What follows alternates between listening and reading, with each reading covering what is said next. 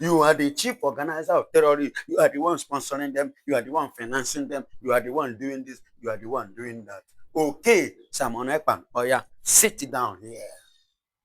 They grab Simon Ekpa and they sat him down and they lock up the gate. And they lock up his social handle, media handle, everything, including his account.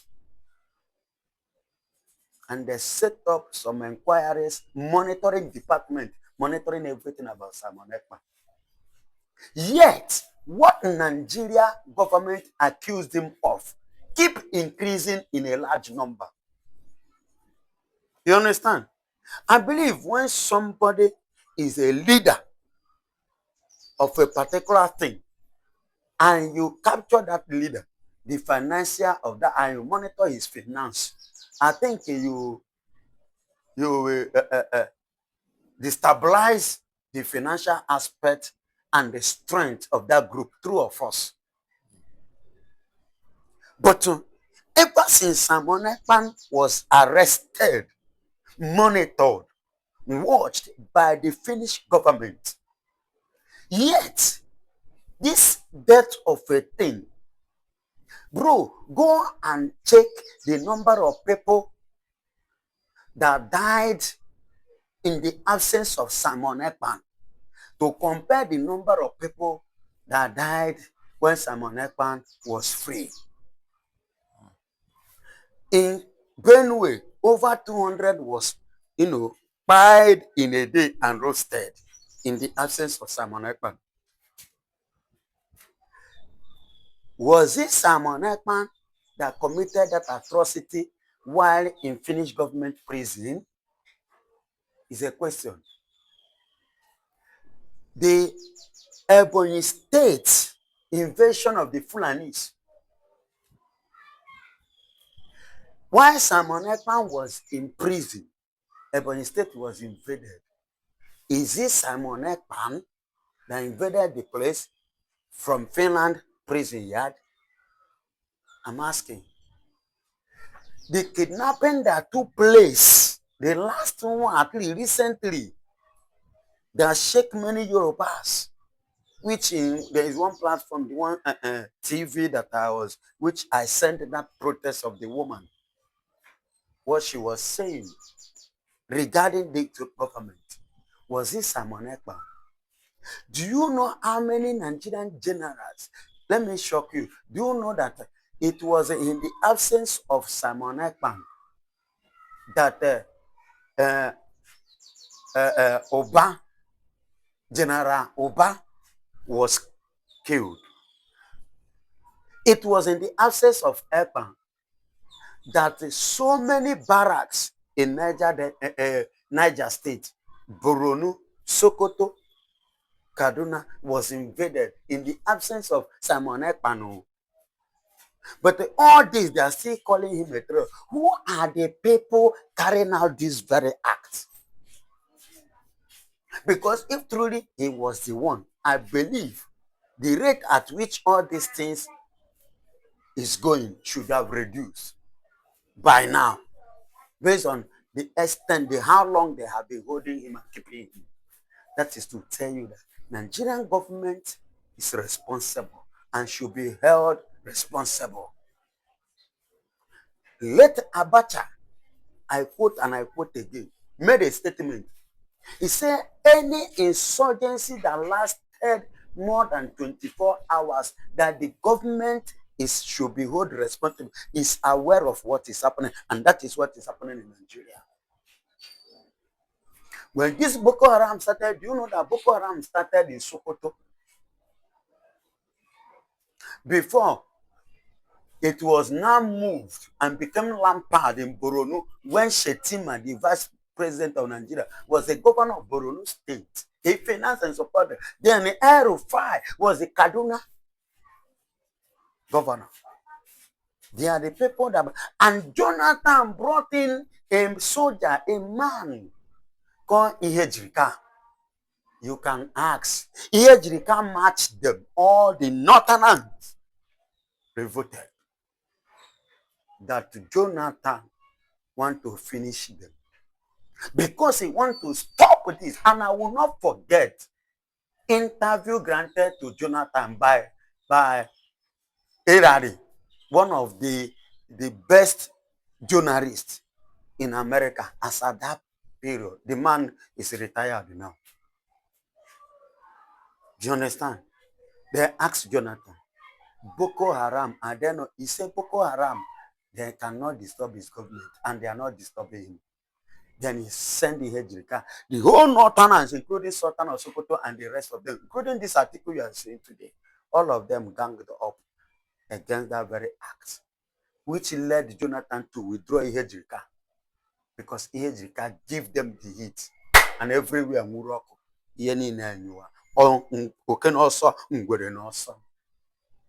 but today, a terrorist man, a Fulani man, open up openly without fear, saying that the soldier you are sending are his boys, that if they come, he will send them an errand to buy pure water. What an insult. You understand? And up till today, Nigerian government have not done anything, nor said anything regarding to that. Then you are still pointing finger on innocent person. Somebody that is under the world. I don't know, today they said they are going to do the case, go through the case with the Finnish language, though it will be translated in English with a translating machine or whatever.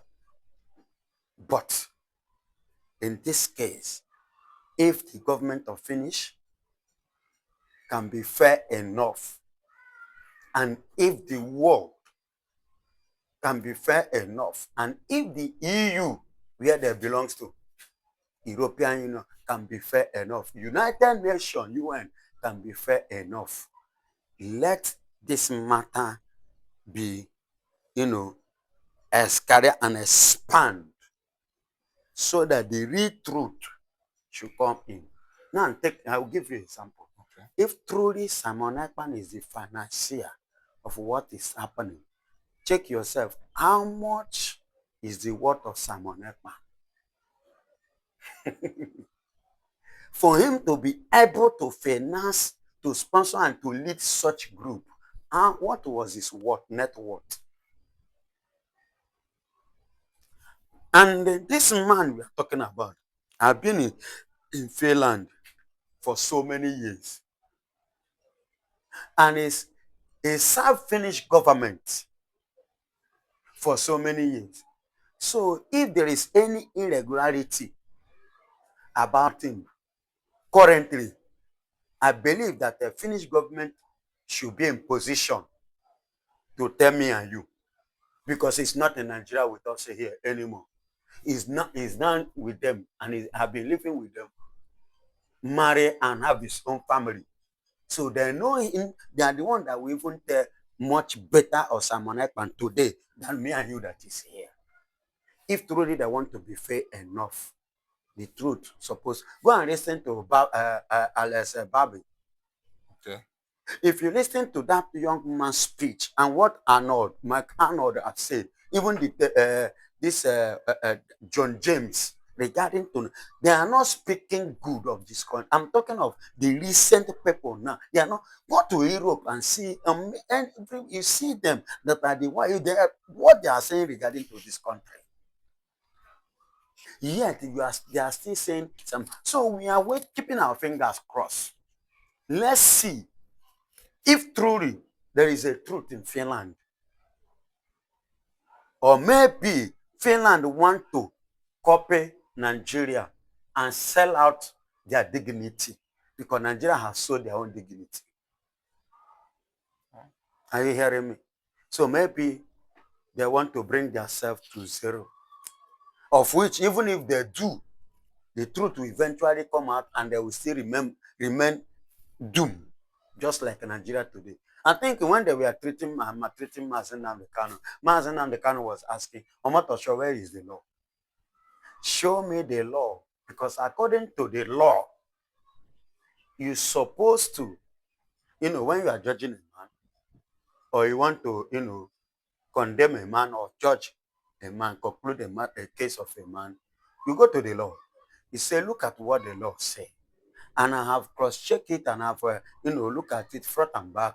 I see it and I find you being guilty in so constitution, subsection, or so section of the of your constitution. Do you understand? So that is the paragraph you use to judge, to conclude, and at the same time, the person must not be judged at his back or her back, according to the law of Nigeria. The person you want to judge or you want to pass a judgment on his head, the person must be present and you show the person in the law and you judge, you pass your judgment. But this one, Nnamdi Kanu, was not around. He was outside. And Omotosho was the one that instructed to take him out. His lawyer's legal team was outside too. And you pass your judgment. Then the judgment which you pass, where is it in the law? The written law. According to the British man who wrote the 18th centuries and the 21st centuries of the British Constitution and law, he said where there is no law, a written law, there is no offense, there is no crime. But in Nigeria, because he's an Igbo man, just like what I told them, it's because he's an Igbo man. Number two is what? A Christian. Take a look at why I said what I said is this. Erufai is under the custody of, is it ICPC or whatever? CPC. Do you know that Erufai is it his mother that died? He was free to go and do his mother's burial.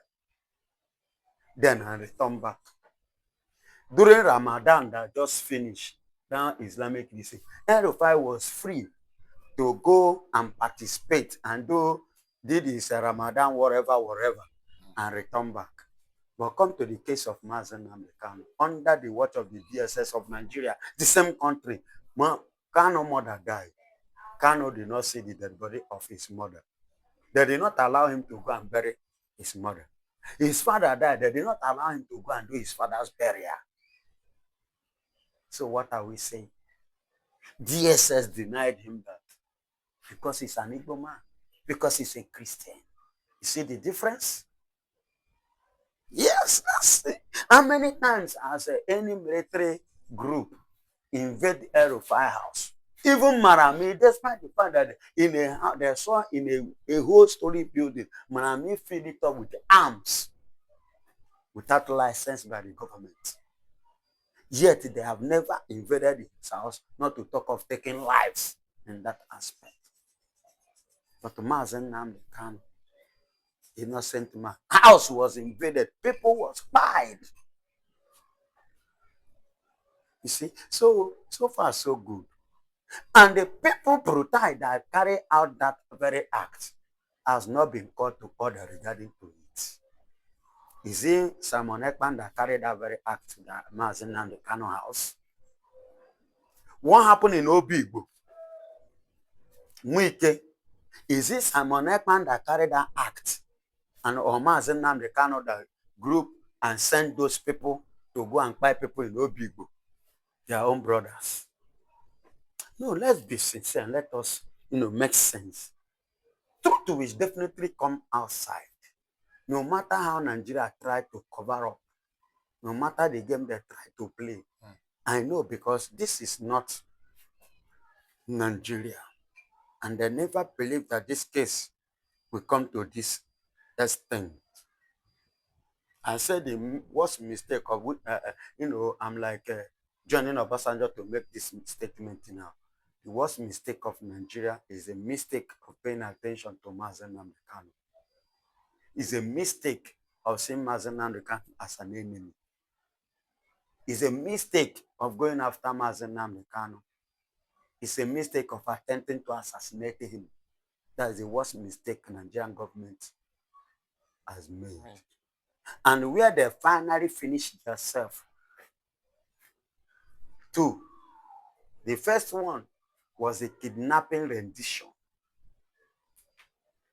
Are you hearing me? Three, he won. They denied him his freedom and kept him in DSS.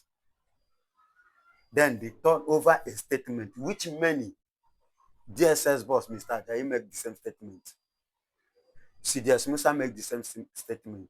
Similar. Tiwa Dan Juma make the same statement. And we are all free, but Kanu is facing the challenge. Then third one was sentencing Mazen Nnamdi Kanu to life imprisonment, sending him to Sokoto without the law to back it up. His sons that handled the case of Mazen Nnamdi Kanu, 50 billion naira was spent on the head of one person just to make sure that they sentence him to prison. And this thing concur me to what Bola Ahmed Tinubu said during campaign. He said he will continue from where Muhammadu Buhari stopped. And where Muhammadu Buhari stopped, when he said it, I don't know, I say I am waiting to see. And I now see it that he want to continue it on Mazen Nnamdi Kanu Biafra. You see why, as I speak to you, Mazen Nnamdi Kanu is in the prison without a law, without any constitutional backup of the judgment. And that is why the Cruz now say that they all has to do what? Look into the matter. Omotosho, as we speak now, is answering. And that is why Mazen Nnamdi Kanu doesn't appear in their stupid appeal court any longer. It is now Nigeria versus Nigeria fighting themselves, judging themselves in a appeal court because they are getting the help from international bodies. Yes, Sheigumi is saying that they should withhold their help. See, Sheigumi do not really understand what it means, American pulling out their aid from your country. And once you push them to go to that level, definitely when they pull it off, and they will come against you. That is what it means. And when they rise to come against you, they will come against you economically wise and military wise. In which stand will Nigeria contend with them? Is it a collapsed economy with a collapsed government and a collapsed military? Which area do you want to stand to face America when they shall come? Sheigumi is saying, okay, withhold your aid. Instead of what? Releasing Mazen Nnamdi Kanu. If it's because of your aid that you must release Mazen, we will keep him. Then keep your own. It's a good statement. Mazen Nnamdi Kanu is a terrorist because Mazen Nnamdi Kanu exposes their satanic agenda concerning this country and concerning the people in the land. Go and check. I will not forget. I quote and I quote again. Sahara reporter in person of a Showore. Do you know what he said? He looked at Kanu finish in the court. He said, today you become my friend. I was once against you, but now you have become my best friend. And up to today. And that was what made Showore to organize that protest concerning the release of Mazen Nnamdi Kanu. You remember? Which even led to the arrest of Ejimako, one of the legal team of Mazen Nnamdi Kanu. And Mazen Nnamdi Kanu, that is the younger brother of Mazen Nnamdi Kanu in Abuja. You remember? Which later they now release him and they free them. What am I actually saying? Mazen Nnamdi Kanu is a terrorist because he's exposing and he's telling the people and the world, look at what shall befall Nigeria. And these are the people that are about to carry it out. And as he said it, that was how everything was going. Which made Omotosho, thank God Omotosho is still alive. Omotosho now asks a simple question. Do you know the question he asked him in the court? In a federal high court, Abuja. He said, are you a prophet? Because when over 200 of Benuans was, killed and roasted, Kanu prophesied before it came to pass. The man said what marvels him was that he gave a date. When he said it with a date, and it came to pass on that very date. That was why I asked him, are you a prophet? And this is a man again, they have tried, which Sultan of Sokoto said it before himself came up to say that they tried to bribe him. Do you know what the meaning of 5 billion? Do you know how many millions that is inside 5 billion? With an oil well, freely want to dash a man just for him to do what? To shut up, not to talk about anything Biafra again. But he turned it down. You see why they call him a terrorist? You see why they regard him as a terrorist? You see why they never wanted him alive? You see why they attempted to assassinate him by brutality under Muhammad Buhari? You see, the man have the secret of the northerners. And remember, after the kidnapping that took place in Oyo, many Yorubas started protesting that Nnamdi Kanu is the only key, the only solution to stop the Fulanis. And up to this very moment, you and I know that vividly well that that man is the only solution. And that is why the Northern Caliphate is afraid of him. Because he's the only one that knows their in and out. Every secret about them is in his palm. You see why they're calling him a terrorist. Because it surprises them that every of their data is in his hand. Their secret is in his hand. He hold it. You see why they are calling him a terrorist. You see why they never wish him well. You see why they never wanted to let him go. They say if they should allow this man to be out there, he will cause more. Imagine somebody that is in the prison. All the caliphate, the elders, both in the north. Was it not last week, if I'm not mistaken, last week, the governor of Plateau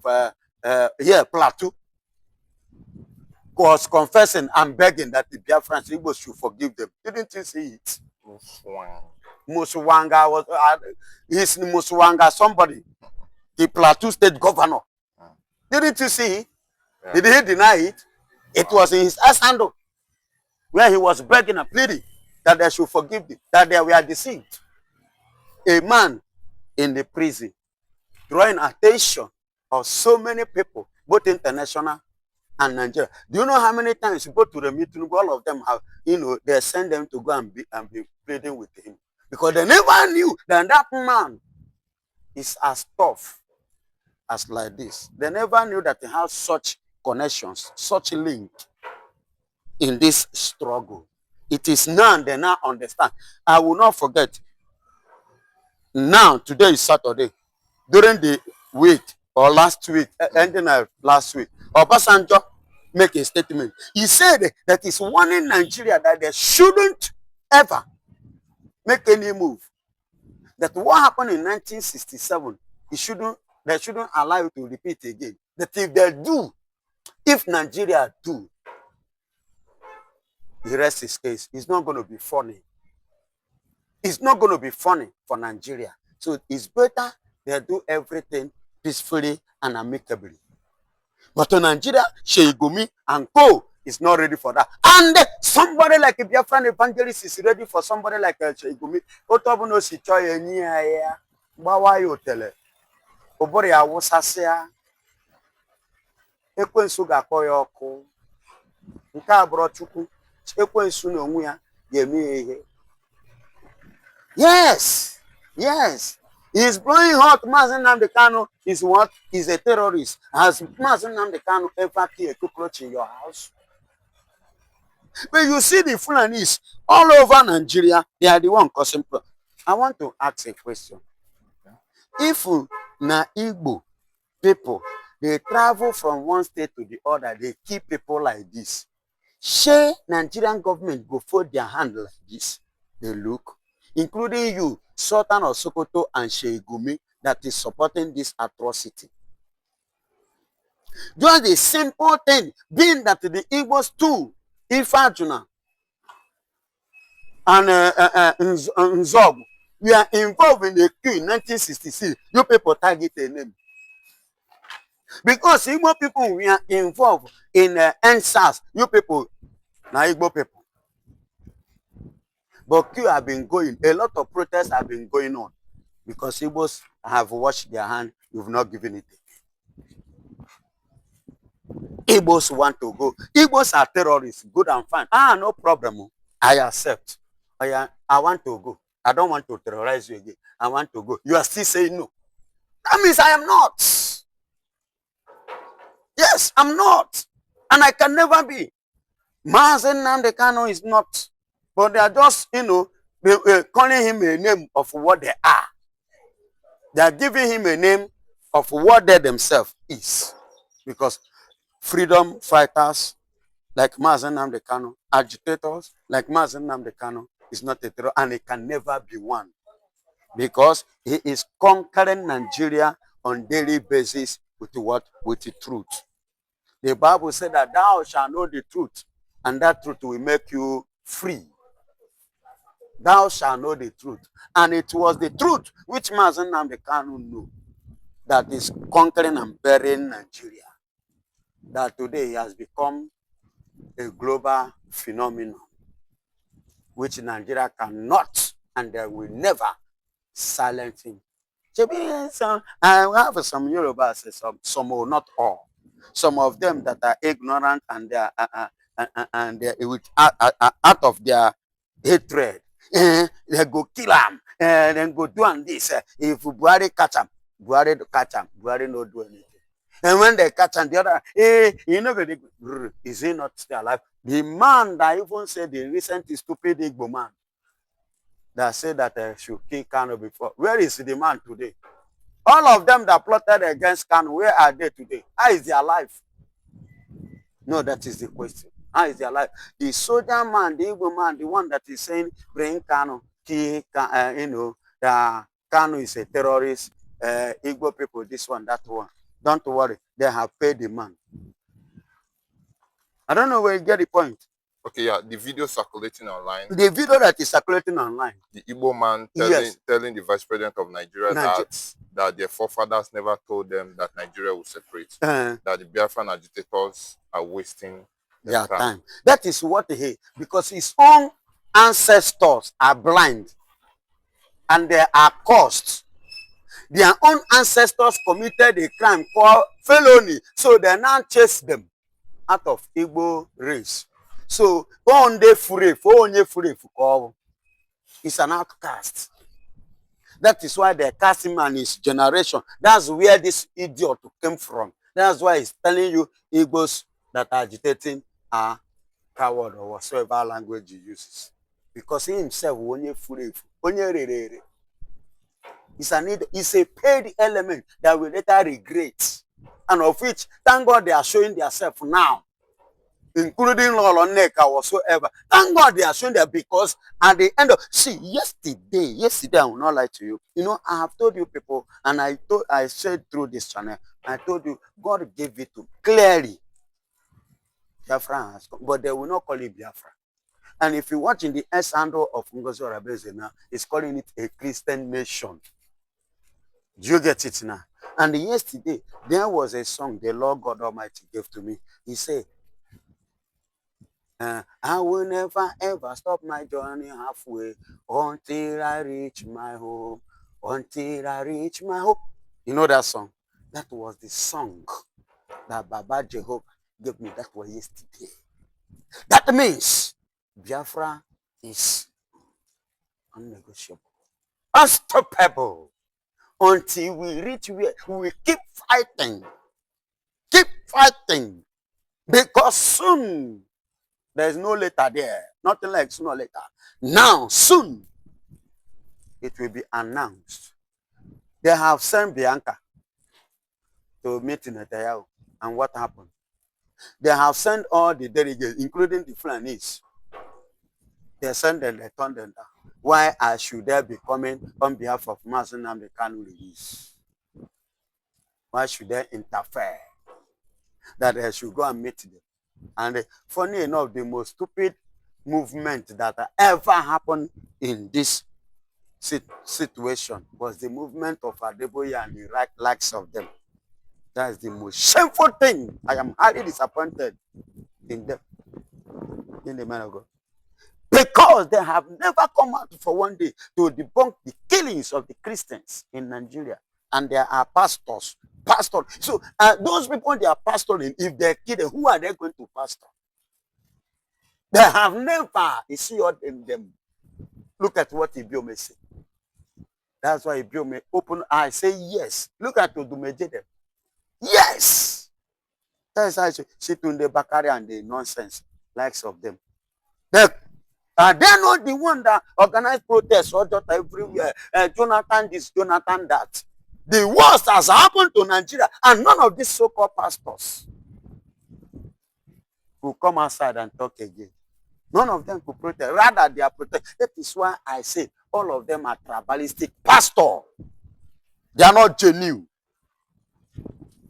Yes, because the gospel I read, the gospel I preach, the one I know, doesn't discriminate. And it's not a tribal gospel. It's a gospel of truth, straight. Now the Bible said that as many that accept him, to them he give power to be the sons of. He said as many.